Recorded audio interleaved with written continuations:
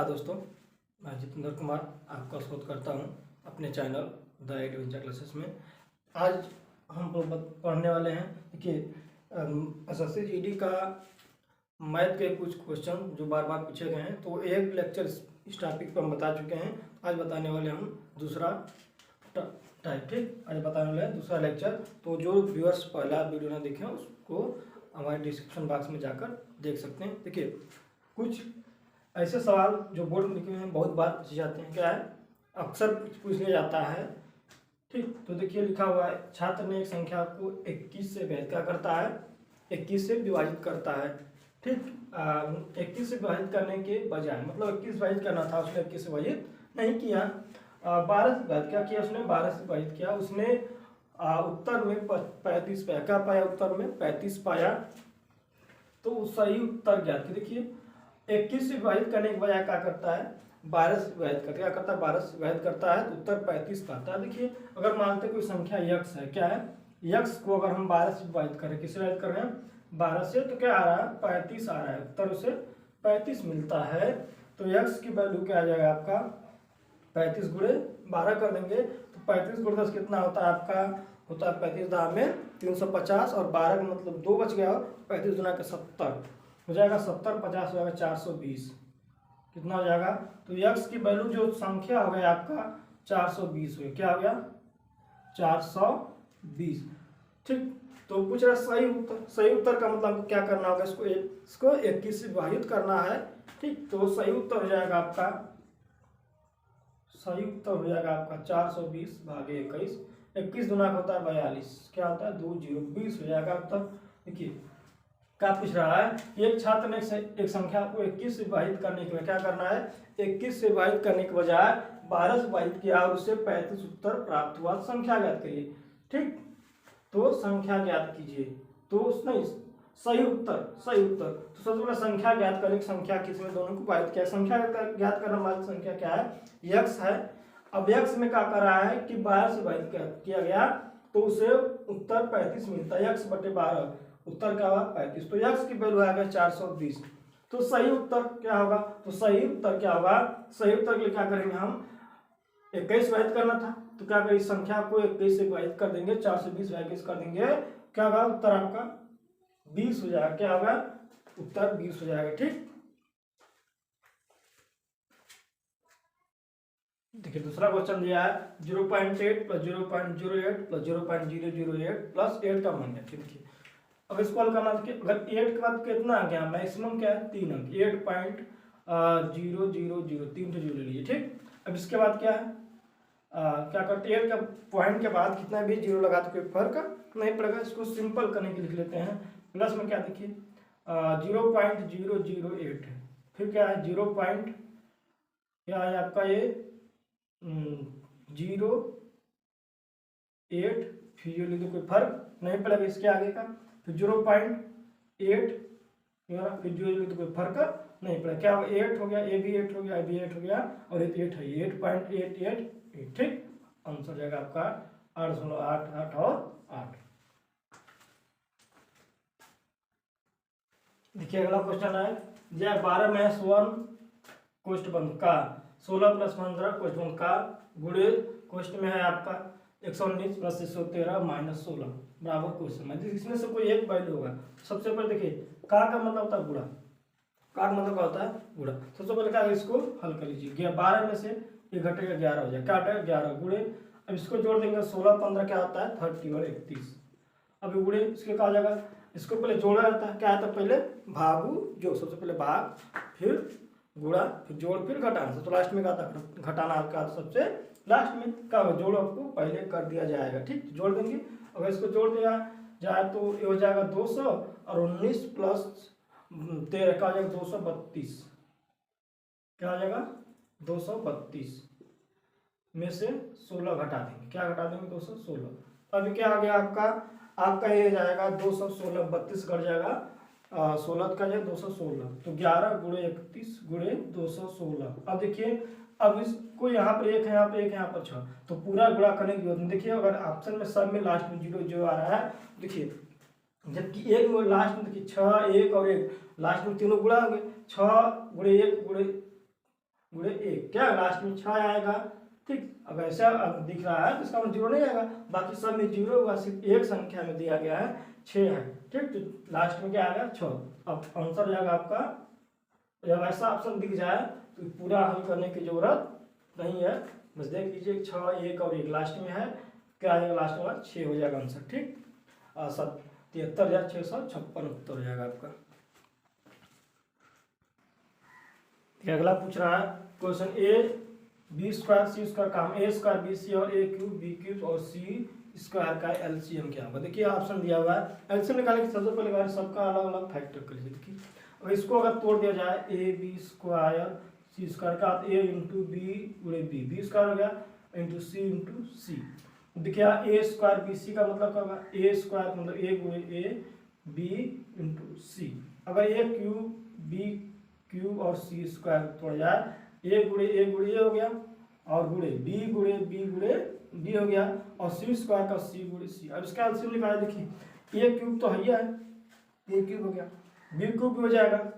ठीक, और देखिए सी स्क्वायर एक इसमें है और सी स्क्वायर एक बाकी एक और बच जा रहा है, मतलब जब एलसीएम निकालेंगे सी स्क्वायर भी आ जाएगा तो एलसीएम आ जाएगा ए क्यूब बी क्यूब और सी क्यूब, क्या आ जाएगा ए क्यूब बी क्यूब और सी क्यूब। तो आंसर रहेगा आपका डी।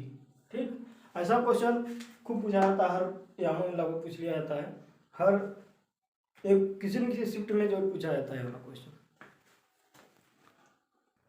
ठीक है, अगला क्वेश्चन है, बोल रहा है एक कस्बे में क्या है 5% किसी महामारी में मृत्यु होती, क्या है किसी साल की संख्या जो है 5% किसी महामारी में मर जाते हैं। ठीक, और बची जनसंख्या है 5% के बाद जो बची संख्या है 5% तो महामारी मर गए और बची संख्या में से 8%, बची संख्या में से 8% घबरा कर शहर छोड़कर चले जाते हैं। ठीक, यदि कस्बे की कुल जनसंख्या अभी जो वर्तमान की बात कर रहा है अभी 88 या 274 हो तो शुरुआत में कस्बे की कुल जनसंख्या कितनी। सबसे पहले बात करेंगे, मान लेते हैं शुरुआत में जनसंख्या का 100% रहा होगा, कितना रहा होगा शुरुआत में जनसंख्या कितना रहा होगा 100%, उसमें से 5% क्या है मृत्यु हो जाती, तो बचा कितना मृत्यु के बाद कितना बचा 5% मृत्यु जाती है। इसका मतलब 100 में से 5% मर जाते हैं, इसका मतलब 95% आपके बचे भी। ठीक, क्या बचे 95%। अब ये बोल रहा है कि अब बची संख्या 95% में से 8% जो है शहर छोड़कर चले जाते हैं, मतलब 90 में से 8% क्या जनसंख्या छोड़कर जाते हैं। देखिए 90 क्या होगा 100% के बराबर होगा, फिलहाल जो 95% जो भाग हैं उनके लिए 100% के बराबर होगा, उनमें से 8% भाग जाते हैं अगर, तो क्या होगा 95% का 92% बचे भी, तो हो जाएगा वो क्या बात करते हैं जो बचे हुए शेष क्या बचे यहाँ पे, ये तो मृत्यु के बाद जो है और शेष 8% जो भाग जाते हैं यहाँ छोड़ के, तो शेष कितना बचे 95 पर टोटल है इसका 8%, जो 95 में से 8% चले गए तो बचे कितना 92%। 92 मतलब इस 85 का 92% बचे। ठीक, जो 95 इसका 92% बचे हुए, तो इसका क्या कर देंगे 90 2 92 बटा के 100 निकाल दिए। इसको निकाल दिया जाएगा तो आ जाएगा ये 19/20 और ये से काट देंगे तो 46 गुना के 92, 46 में मल्टीप्लाई कर देंगे 19 का तो आ जाएगा ये 46 गुना का आ जाएगा ये 87.40%। अब देखिए जो फिलहाल अभी बचे हैं टोटल 100% का इतना परसेंट जो अभी बचे हुए हैं क्या है इस पूरे का जो है 100% बचे हुए हैं, और ये जो 100% बचे हुए हैं इतना के बराबर जो अभी 87% बचे हुए हैं ये परसेंटेज में है, और ये जो इतना के बराबर है इतना परसेंट जो इतना के बराबर है, तो टोटल शुरुआत में क्या था, तो हमने शुरुआत में जो 100% माना है, अगर 87.84% इतना के बराबर है तो 100% पहले था टोटल 100% था तो 100% कितने के बराबर रहा होगा। अगर देखिए यहाँ देखा जाए 87.4% बराबर है आपका 88240। ठीक, तो 100% की बात करेंगे तो 1% बराबर क्या हो जाएगा आपका 88240 बटा के 87.4। अब 100%, क्यों, जो पहले जो संख्या थी टोटल 100% के बराबर थी, तो अगर हम इसका 100% निकाल देंगे 100 से गुणा हो जाएगा 824 बटा के 87.4 गुणे 100। अब देखिए अगर इस संख्या को यहाँ से काटा जाए तो लगभग एक बार में ही चला जाएगा, कुछ और बचेगा, जबकि यहाँ देखेंगे कुछ बचेगा। बचेगा कितना, एक बच जाएगा आपका 74 है, और ये नीचे है आपका ऊपर 82, मतलब 6 तो 8 बचेगा, 840। अब देखिए 840 है, ये फिर जाएगा लगभग एक बार में जाएगा, जीरो लगा करके एक बार में जाएगा ये। देखिए बाकी सब में जो है 9 इतना है इतना, ये दोनों आपका पहले ही गलत हो जाता है। देखिए अब ये जो अभी जो संख्या 84 है, दो बार तो जाएगा नहीं, 87.774 मान लेते हैं इसको, तो दो बार में नहीं जाएगा, एक बार में ही चल जाएगा। तो ये आपका आ जाएगा, जीरो लगाकर एक बार में जाएगा, तो आपकी जो संख्या हो जाएगी 1.10100। ठीक, तो आपकी संख्या ऑप्शन नंबर बी हो जाएगा। ठीक, सबसे पहले जो संख्या के मान लेते हैं 100% रहा होगा, उसमें से 5% मर जाते हैं, तो 95% आपके बचे। अब उस 95 में से 8% भगते हैं ना कि फर्स्ट मान लीजिए यहाँ पे 8% भाग कर 92% बचे, तो आपका क्वेश्चन 92% बराबर कर देंगे, पूरा आपका गलत हो जाएगा। क्यों, 95% बचे, उसमें से 8%, तो 95 का 8% का मतलब 95% थे पूरा, उसमें से 5% भाग गए 8%, तो 95 का बचे कितना, 92%। 95 का 92% बच गए, तो 95 का 92% निकालते हैं 84.40 आता है। अब ये जो है वर्तमान में संख्या हो गया, वर्तमान में जनसंख्या परसेंटेज में हो गया ये, और जो वर्तमान में कुल संख्या इतना है, तो इसको परसेंटेज जो इतना परसेंट हो गया इतना बराबर, तो 100% कितना बराबर होगा, शुरुआत में है 100% है, तो 100% निकाल देंगे तो आपका आ जाएगा 101,000 आंसर जाएगा। ठीक, ऑप्शन नंबर बी हो जाएगा आपका। देखिए अगला क्वेश्चन है, राम को एक कक्षा में 40% अंक प्राप्त, क्या है उसको जो है 40% अंक प्राप्त हुए और 20 अंकों से अनुत्तीर्ण, क्या हुआ, 20 अंकों से अनुत्तीर्ण मतलब फेल हो गया, क्या हुआ, अनुत्तीर्ण मतलब फेल हो गया है। और आदित्य को जो है 45% क्या हुए, 45% अंक प्राप्त हुए और प्राप्तांक उत्तीर्ण होने के लिए आवश्यक अंकों से 30 अंक अधिक है, क्या है, 45 अंक जब प्राप्त हुए आदित्य को, जो प्राप्तांक है उससे मिनिमम प्राप्तांक जो उत्तीर्ण होने के लिए है उससे 30 अंक अधिक है। ठीक, तो उत्तीर्ण होने के लिए प्रतिशत अंकों की आवश्यकता का है, मतलब पास होने के लिए आवश्यक अंक की कितना आवश्यक। देखिए ये जो है राम है जो 40% अंक कितना अंक प्राप्त करता है, 40% अंक जब पाता है तो 20 नंबर से फेल होता है, क्या 20 नंबर से फेल हो जाता है। क्या इसका मतलब, जो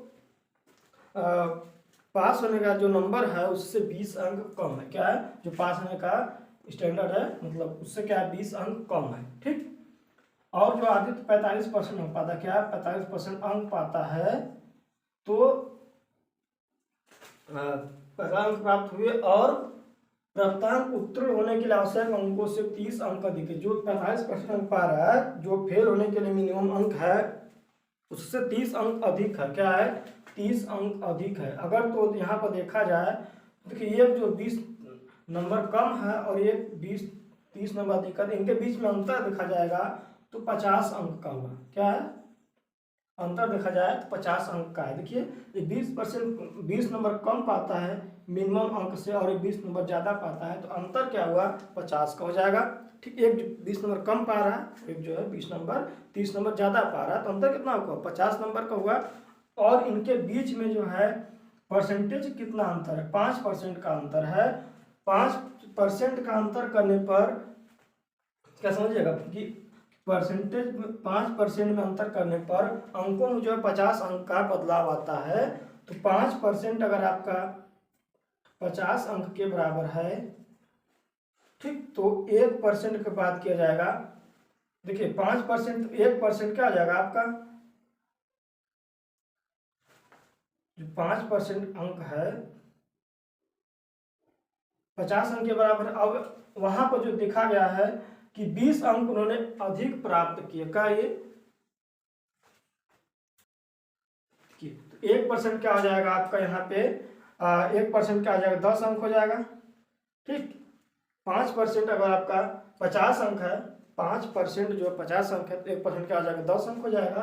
क्या हुआ 1% जो आएगा 10 अंक हो जाएगा। सिंपल सी बात है। अगर आपका 5% 10 अंक के बराबर है तो 1% क्या आ जाएगा, 5% 50 अंक के बराबर आता है तो 1% क्या होगा 10 अंक के बराबर होगा। ठीक, इसका मतलब 1 अंक जो है 10% के बराबर है। और ऊपर दिया हुआ है कि उसने 20 अंक कम प्राप्त किए। क्या किए, तो 20 अंक कम प्राप्त किए तो उसको बदलना परसेंटेज में, तब तो भाई 20 अंक बराबर क्या हो जाएगा, तो 20 अंक बराबर हो जाएगा 2%। तो 20 अंक जो हो जाएगा 2% बराबर। अब देखिए इन्होंने 40% अंक पाए हैं।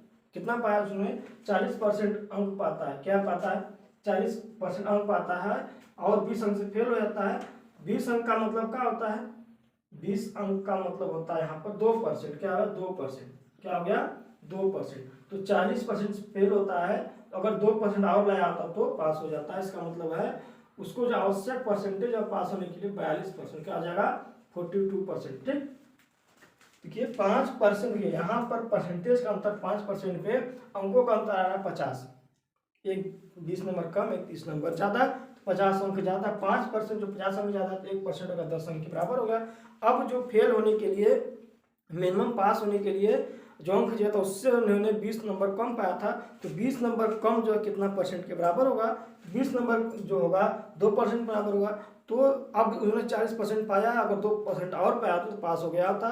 तो आपने जो हो जाएगा उत्तर 42% हो जाएगा। ठीक, तो आवश्यक उत्तीर्ण के आवश्यक प्रतिशत अंकों की आवश्यकता हो जाएगी 42%। क्या हो जाएगा 42% हो जाएगा आपका उत्तर।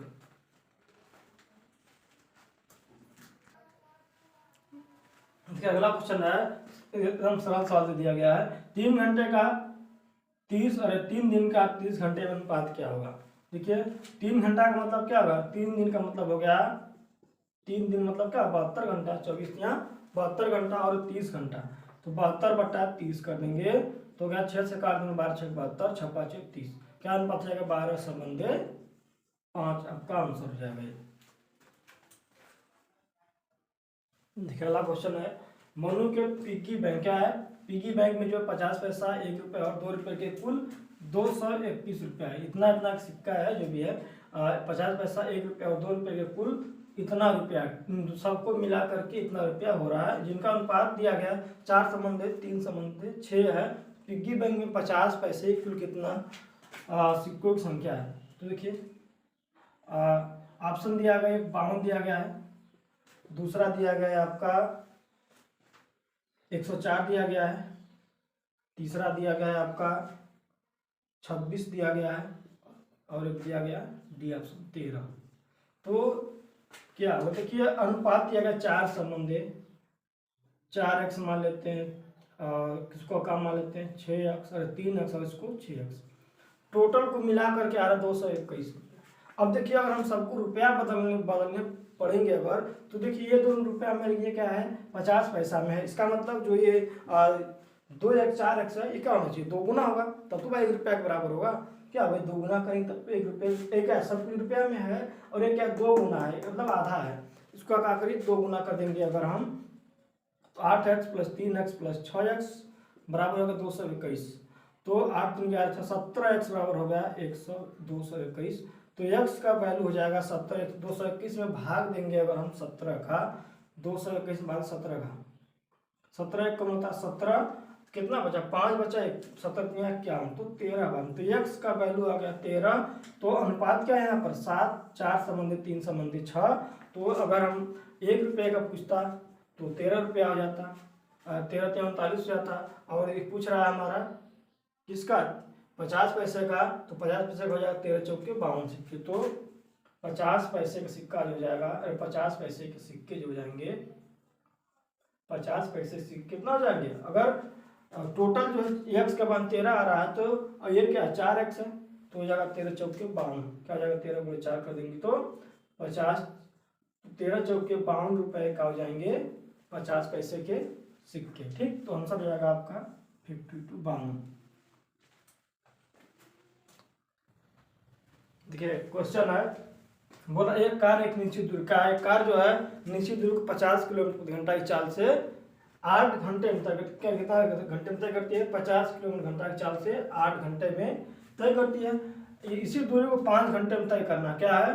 दूरी वही है, 5 घंटे में तय करना हो तो इसकी चाल में कितने की वृद्धि करें, कितना की वृद्धि करनी पड़ेगी। देखिए 50 किलोमीटर प्रति घंटा की चाल से चल रहा है तो 8 घंटा में दूरी तय कर रहा है। कितना घंटा में तय कर रहा है? 8 घंटा में तय कर रहा है दूरी। तो ठीक, तो दूरी का आ जाएगा चाल गुणे समय, तो 50 गुणे 8 कर देंगे तो आ जाएगा आपका 400 किलोमीटर। क्या दूरी हो जाएगा आपकी? 400 किलोमीटर हो जाएगी। अब बोल रहा है कि यदि इसी दूरी को तय करना है 5 घंटे में, कितना तय करना है? इसी दूरी को 5 घंटे में तय करना है तो उसकी चाल कितना दूरी कितना बढ़ाना पड़ेगा?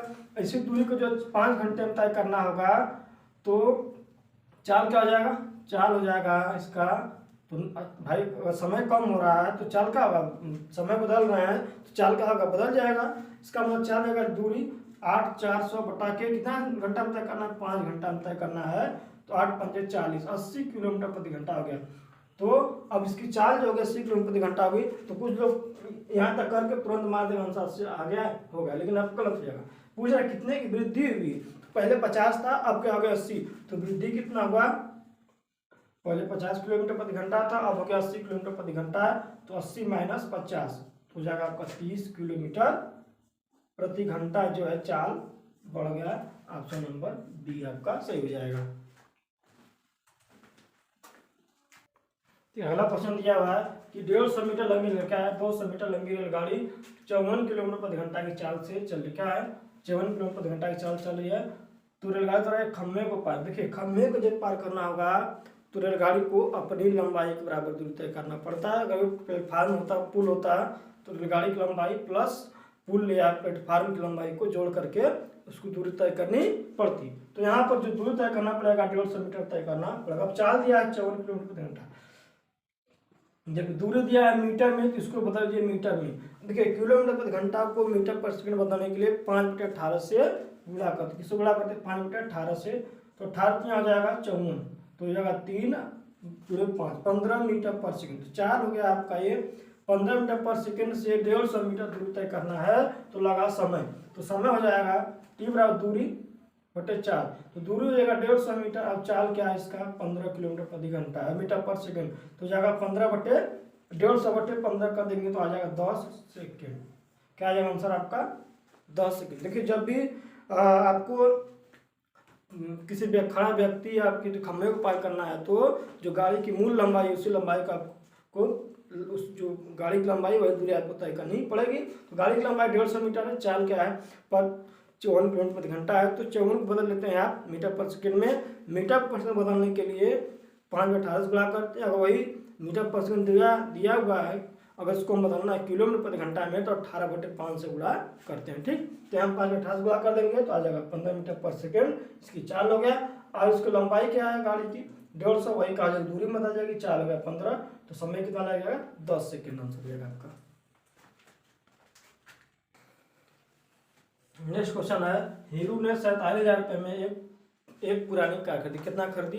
किसी हीरू है, उन्होंने जो 47,000 रुपये में एक कार खरीदी और मरम्मत में उसने 3,000 रुपये खर्च करता है। कितना खर्च करता है? मरम्मत में उसने खर्च करता है और उसे 58,000 रुपये का बेच देता है, तो उसे कितने % का लाभ हुआ? देखिए 47,000 में खरीद रहा है तो क्रय मूल्य तो हो गया, लेकिन उसने लागत जो लगाया 3,000 रुपये का, अब तब जा करके टोटल क्रय हो जाएगा 50,000। क्या? अब देखिए अब ये जो घड़ी का ये जो कार है उसकी क्रय मूल्य हो गया, लागत हो गया, लागत 50,000 रुपये। क्या होगा लागत?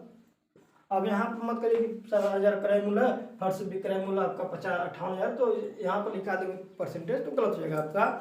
जो मरम्मत में लगाया तो अब जा करके घड़ी का जो कार है उसकी कीमत 50,000 रुपये हो गई। 47,000 रुपये थी, 30,000 रुपये उसने 3,000 रुपये का उसने लागत खर्च कर दिए मेंटेनेंस में, तो अब जो है उसकी कीमत 50,000 रुपये हो गई। अब 50,000 का सामान को बेच कितने में रहा है? 58,000 रुपये का। तो लाभ कितना हुआ उसे? बेचा कितना? बेच रहा है ये 58,000 का, तो लाभ होगा 58,000 में से घटा देंगे 50,000, तो इसको लाभ हो जाएगा आपका 8,000 रुपये। कितना 1,000 रुपये? अब तो वो पूछ रहा लाभ परसेंट, अब इसको लाभ कितना हो रहा है? 50,000 रुपये, 8,000 का लाभ हो रहा है, तो प्रतिशत लाभ हो जाएगा आपका 8,000 क्रय मूल्य, अरे लाभ बटे के विक्रय मूल्य, 50 है विक्रय मूल्य है, गुणे नहीं सॉरी विक्रय मूल्य क्रय मूल्य क्या 50,000 रुपया, लागत को जोड़ करके क्रय मूल्य निकलेगा, ठीक है, मेंटेनेंस जोड़ के तब जाकर क्रय मूल्य निकलेगा, गुणे 100, 0 से 0 खत्म। अब देखिए 2 0 है, 2 0 ये भी खत्म। अब कितना बच गया 80/5, क्या हो जाएगा 80 में 5 भाग देंगे तो आंसर हो जाएगा आपका 16%। तो इसको लाभ जो होगा 16% रुपये का लाभ हो जाएगा। कितना हो जाएगा 16% का इसको लाभ होगा। बस आज के लिए इतना ही, फिर मिलेंगे आप लोगों से नेक्स्ट वीडियो में।